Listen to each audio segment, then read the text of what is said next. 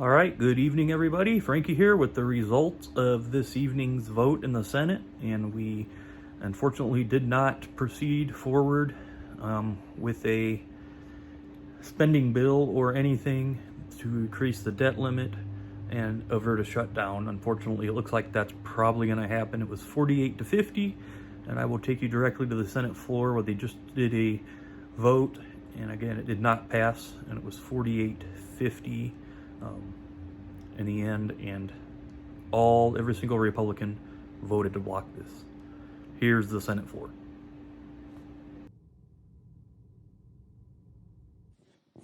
On this vote, the yeas are 48, the nays are 50. 3/5 of the senators duly chosen and sworn not having voted in the affirmative, the motion is not agreed to. I enter a motion to reconsider the failed cloture vote. The motion's entered. Now, Mr. President, I want to make sure everyone understands exactly what has happened here on the Senate floor. The Republican Party has now become the party of default, the party that says America doesn't pay its debts. Our country is staring down the barrel of two totally Republican-manufactured disasters, a government shutdown and a first-ever default on the national debt. The impacts of both would gravely harm every single American in this country. Republicans would let the country default for the first time in history. A few moments ago, the Senate had an opportunity to begin solving these problems right away. Democrats did their part and voted yes. But Senate Republicans, meanwhile, voted to drive our country straight towards a government shutdown and the first default in our country's history. Let me be clear. What the Republicans in the Senate did tonight is not normal. This isn't your typical Washington fracas, and it shouldn't be treated as such. It has far more severe consequences than the typical political catfight. Republicans know the consequences of their obstruction. They know a default would likely create a recession. They know that middle-class families will suffer immensely. They've heard the same warnings that we have. And by many calculations, the Republican default will raise the deficit by more than the American Rescue Plan. And yet, Republicans still obstructed tonight. It's one of the most reckless, one of the most irresponsible votes I have seen taken place in the Senate. And it should send a signal to every family, small business, market watcher about who in this chamber is in favor of endangering the economic stability of our country and who isn't. Let me repeat, the Republican Party has solidified itself as the party of default, and it will be the American people who pay the price. Social Security checks, Medicare benefits, veterans benefits, small business, all this and more are now on the chopping block because Senate Republicans are playing games with the full faith and credit of the United States. Now, despite Republican intransigence, this matter cannot be set aside for even a moment.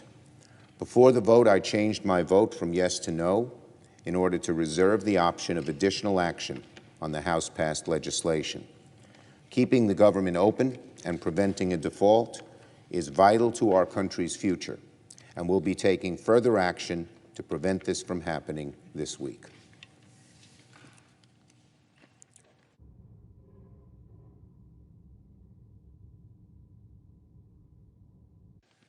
Now, Mr. President, I move to accede to executive session to consider Calendar 264. Questions on the motion? All in favor say aye. Aye. Opposed, no. The ayes appear to have it. The ayes do have it. Motion is agreed to. The clerk will report the nomination. Nomination, Department of the Interior, Robert T. Anderson of Washington to be Solicitor. To the desk. Clerk will report. Cloture motion, we, the undersigned senators, in accordance with the provisions of Rule 22 of the Standing Rules of the Senate, do hereby move to bring to a close debate on the nomination of Executive Calendar Number 264, Robert T. Anderson of Washington, to be Solicitor of the Department of the Interior, signed by 18 senators as follows. I ask consent the reading of the names be waived. Without objection. I move to proceed to legislative session. Questions on the motion? All in favor, say aye. Aye. Those opposed, say nay. The ayes appear to have it. The ayes do have it. The motion is agreed to. I move to proceed to executive session to consider Calendar 159. Questions on the motion? All in favor, say aye. Aye. Those opposed, nay. The ayes appear to have it. The ayes do have it. The motion is agreed to. I send to The cloture. clerk will report the nomination. Nomination, Department of Homeland Security, Jonathan Eugene Meyer of Ohio to be General Counsel. I send a cloture motion to the desk. Clerk will report.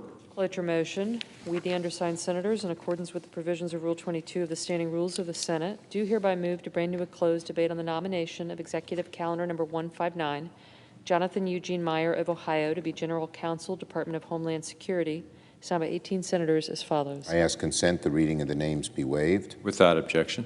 Finally, I ask unanimous consent that the mandatory quorum calls for the cloture motions filed today, September 27th, be waived. Without objection. I move to proceed to legislative session. Questions on the motion? All in favor, say aye. Aye. Those opposed, say nay. Ayes appear to have it. The ayes do have it. The motion is agreed to. Mr. President, I ask unanimous consent that the appointment at the desk appear separately in the record as if made by the chair. Without objection. And finally, Mr. President, I ask unanimous consent that when the Senate completes its business today, it adjourns. So with all this being said, it does look like we are potentially headed towards a government shutdown. Unfortunately, the Senate GOP has blocked this 50 to 48, 48 yays, 50 noes, and that you got to have 60 yays in the Senate when you do not have the when you have the filibuster in place. With reconciliation, you don't need that.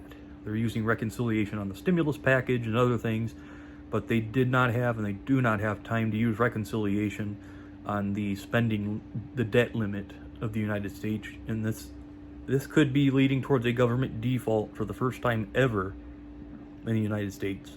Like I was saying the other day, some really bad things will happen if this shutdown and especially this debt ceiling limit does not get raised. We'll be in grave trouble, guys. Social Security, all kinds of things that the government is funded by will be in great danger. So that's all I have for today, guys. It's disappointing, but let's hope that somebody can do something here very quickly. You heard Chuck Schumer in there saying motion to reconsider the vote. They can't do it today. He saved his vote, so hopefully they'll be able to redo this. This was a procedural vote, so it's not like it was the actual final vote. When they say final vote, they mean it's final in that chamber. So, all right, that's all I got for today, guys. Thanks for watching, and have a great day.